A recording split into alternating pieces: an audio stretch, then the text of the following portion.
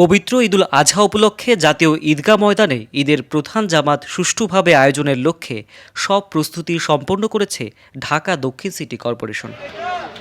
বৃহস্পতিবার জাতীয় ঈদগাহ ময়দান পরিদর্শনে আসেন ডিএসসিসি প্রশাসক মোহাম্মদ শাহজাহান মিয়া। পরিদর্শন শেষে সাংবাদিকদের সঙ্গে কথা বলেন তিনি। প্রশাসক বলেন, ঈদের দিন সকাল 7:30টায় জাতীয় ঈদগাহ ময়দানে ঈদের প্রধান জামাত অনুষ্ঠিত হবে।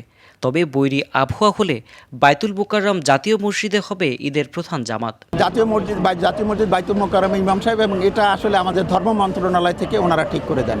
তো ওই ইমাম সাহেব গত ঈদে যিনি করেছেন হয়তো উনিই করবেন। প্রায় 35,000 মুসল্লির জন্য বিশাল আয়োজনে রয়েছে নিশ্ছিদ্র নিরাপত্তা ব্যবস্থা, অজু, পয় নিষ্কাশন ও সুপেয় পানির সুব্যবস্থা, জরুরি মেডিকেল টিম ও অ্যাম্বুলেন্স। তো কাজে আমরাও সেইভাবে তাদেরকে পারমিশনটা দিয়ে থাকি। তবে এই পারমিশন দেওয়ার ক্ষেত্রে জনগণের চলাচলের যাতে কোনো বিঘ্ন না হয়, আমরা সেই সমস্ত শর্ত তাদের উপর আরোপ করেই আমরা তাদেরকে রোড কাটিং বা এই কাজগুলো করার অনুমতি দিই। সাময়িক বিঘ্ন হতে পারে, কিন্তু লং টার্ম সুফলের জন্য এতটুকু বিঘ্ন আমাদেরকে একটু সহ্য করে নিতে হবে।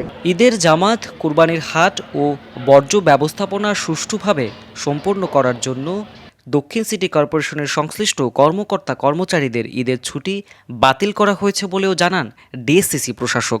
আমরা জনগণকে আহ্বান জানিয়েছি যে তারা যাতে ক্লোজ প্রক্সিমিটিতে, অর্থাৎ সবাই মিলে যদি এক জায়গায় কোরবানি দিতে পারে, এইটা আমরা তাদেরকে আহ্বান জানিয়েছি। তাহলে আমাদের ময়লা কালেকশনের সুবিধা হয়। তারপরও কেউ যদি ইন্ডিভিজুয়ালি তার বাড়ির সামনে দেয়, সেই ময়লাও আমরা কালেকশন করব, কারণ আমাদের কর্মীরা প্রস্তুত থাকবে এবং কোরবানি শেষ হওয়ার পরপরই আমাদের এই ময়লা কালেকশন শুরু হবে। কাজে ময়লা কালেকশনে আমাদের কোনো রকম দুর্বলতা থাকবে না। আমাদের কর্মীরা প্রস্তুত আছে। আর আমরা অনুরোধ রাখবো যে তারা সবাই মিলে এক জায়গায় কোরবানি দিতে পারে, সেটা তেমন তাদের জন্যও ভালো, তেমনি আমাদের জন্য ময়লা কালেকশনেও ভালো। রাশেদ রায়খান, জাগো নিউজ, ঢাকা।